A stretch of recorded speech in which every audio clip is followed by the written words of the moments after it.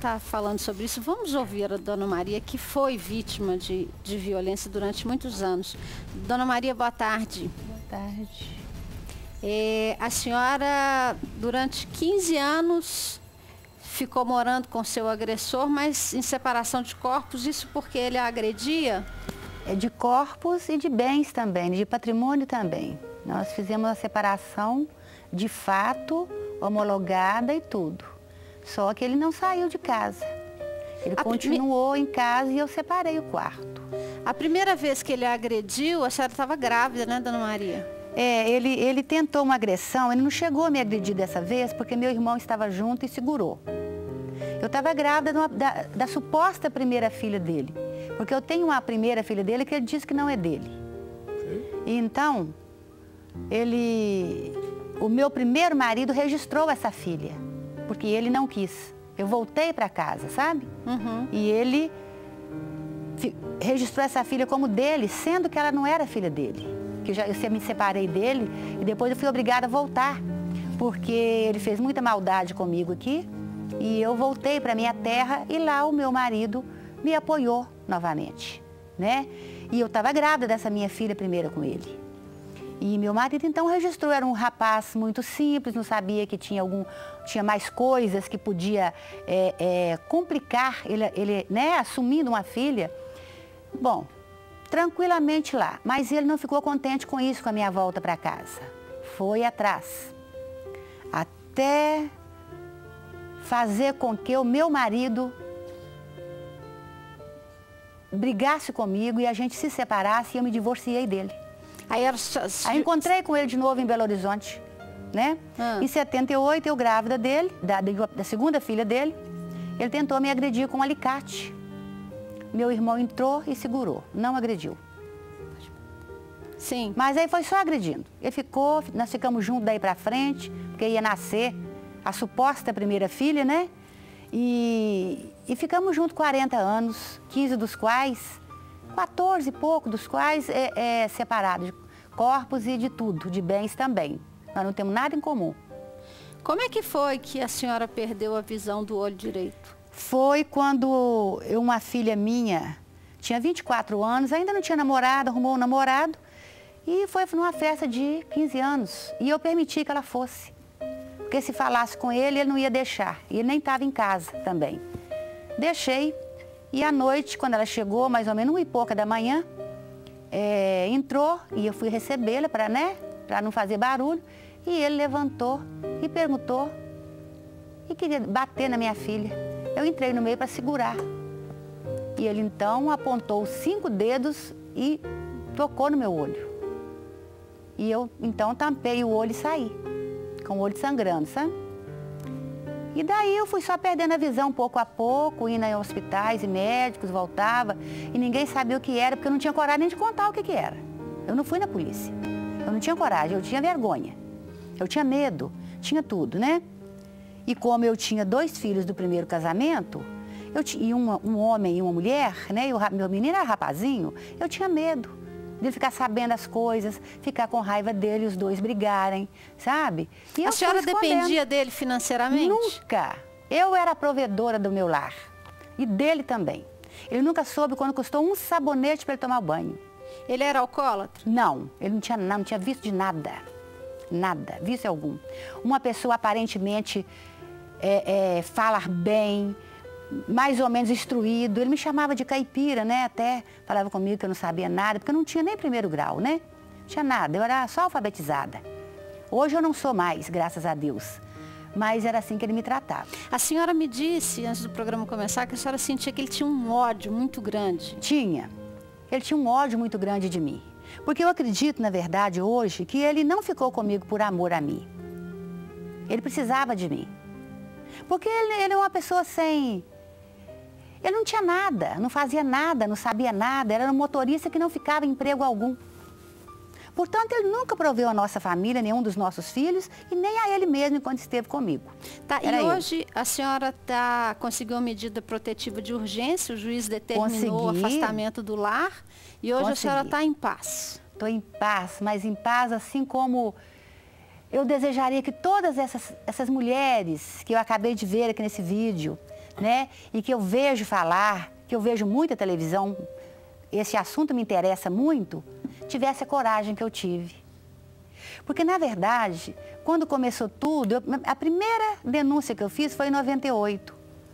Mas eu notei que parece até que os policiais não ligaram para aquilo que eu falei, sabe? E eu já ficava com vergonha, né? Eu saí de lá, falei assim, sem nenhuma perspectiva de que alguma coisa ia melhorar. E não melhorou mesmo. Porque quando ele era chamado em algum lugar, ele voltava ainda todo e dizendo: você está pensando que você vai me dar volta, uma caipira como você? Que é isso, eu sou um cara bonito, um cara de raça ariana, de olhos azuis. Quem é que você, uma caipira, vai fazer isso comigo? Vai me dar volta. E nem tinha a lei da Maria da Penha? Não tinha a lei Maria da Penha. Eu levei ele a primeira vez em 2003 também, segunda, em 2003, ele com machado dentro do quarto, facão, e chegou com um machado diferente. Eu falei: mas para que isso? É para me te cortar em pedacinhos. Rindo. Ele falava isso rindo. Aí eu levei ele lá, não sei se foi na Paracatu, eu sei que foi na Via Expressa que teve uma audiência, sabe? Uhum. Juizado Especial Criminal, exatamente, isso mesmo, foi lá a audiência. Mas não aconteceu nada, não aconteceu coisa nenhuma. O machadinho, ele queria que eu devolvesse, eu já tinha julgado ele fora, sumi com ele mesmo, ele nunca mais viu.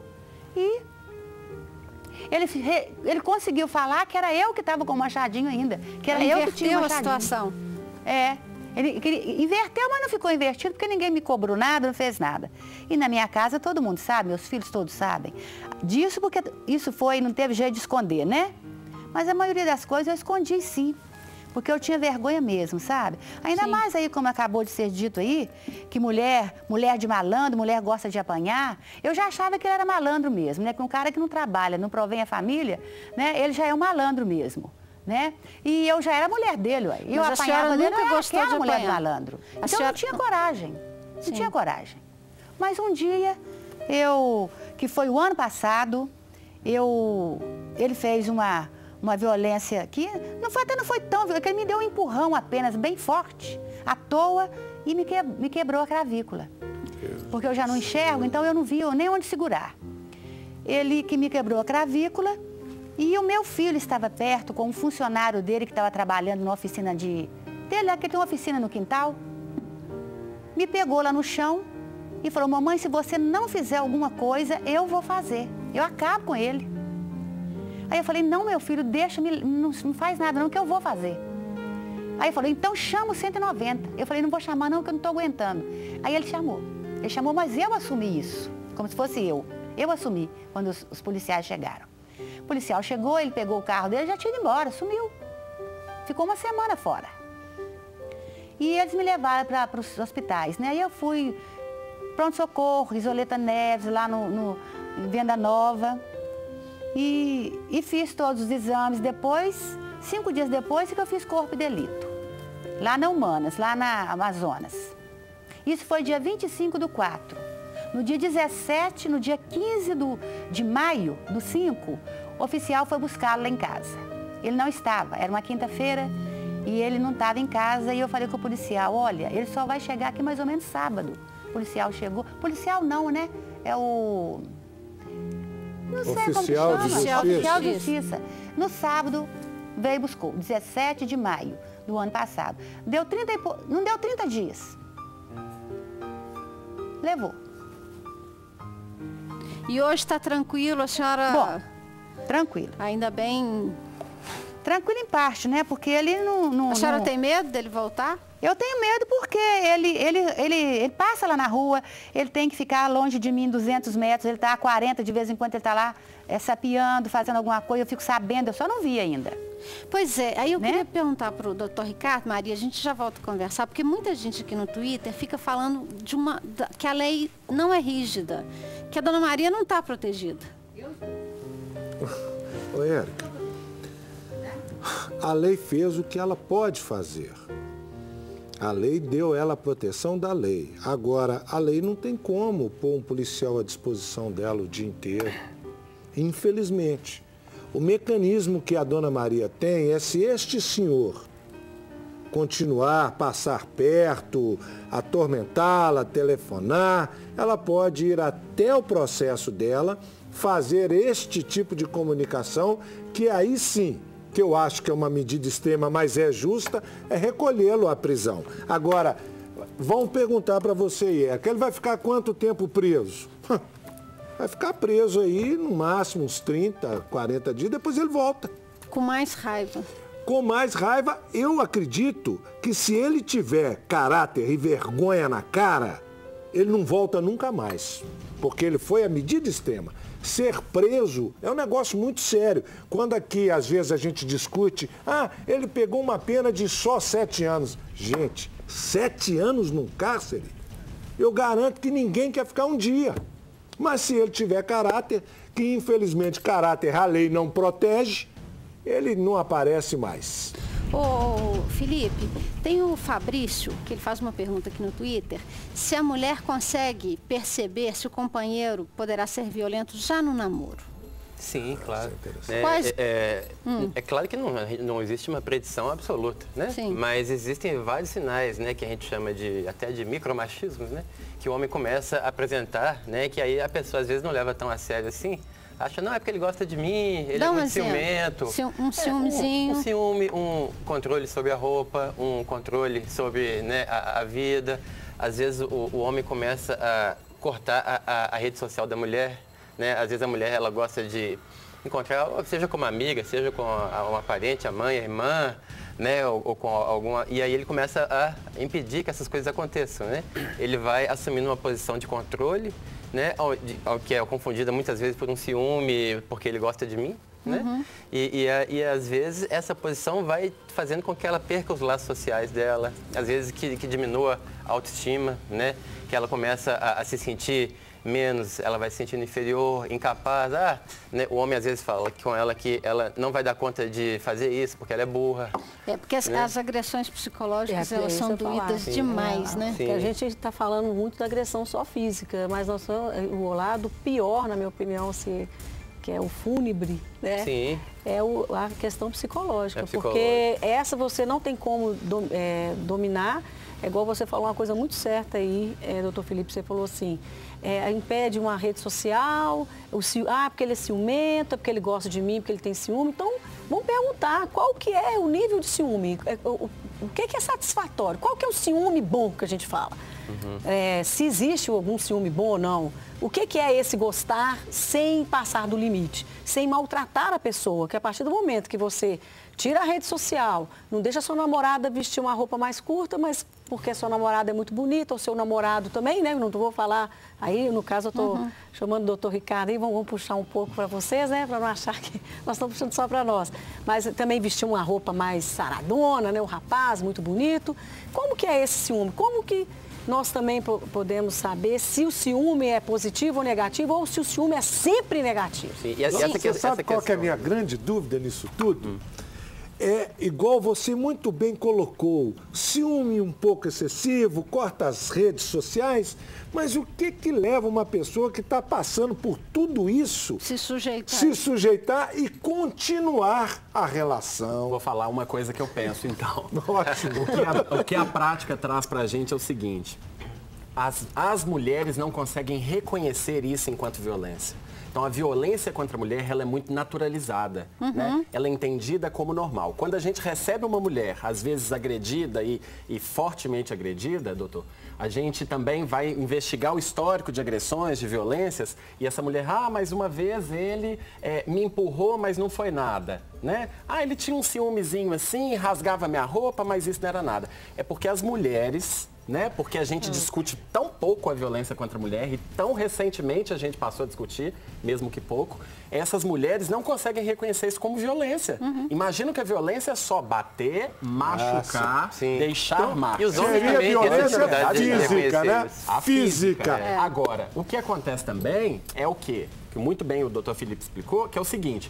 Essa violência psicológica, ela é tão intermitente, ela acontece todo dia, o tempo todo, né? Tão reiteradamente. E ela vem para reduzir tanta subjetividade da mulher que chega no momento que a pessoa em situação de violência, ela não consegue tomar uma decisão de ir adiante, né? Ela tem um medo, que é o medo que a gente chama de medo paralisante, que ela às vezes até reconhece a situação que ela está, sabe que é uma situação ruim, mas é tão paralisante que ela não consegue ir adiante, ela não consegue buscar uma ajuda aos órgãos e serviços especializados, contar isso para alguém, né? A gente tem que lembrar muito também da negativa da família e da negativa social e cultural que tem em volta, né? As pessoas não querem se envolver na situação de violência. Eu não vou entrar numa situação de violência porque isso é briga de marido e mulher. Amanhã tá tudo bem, eu fico mal, né? Então, essa mulher vai sendo cada vez mais reduzida. E as possibilidades de uma pessoa reduzida também são menores. Ô Diego, você falou sobre essa questão da violência, né? Que tem que deixar marcas, essas coisas. Tem o Davi que participou aqui,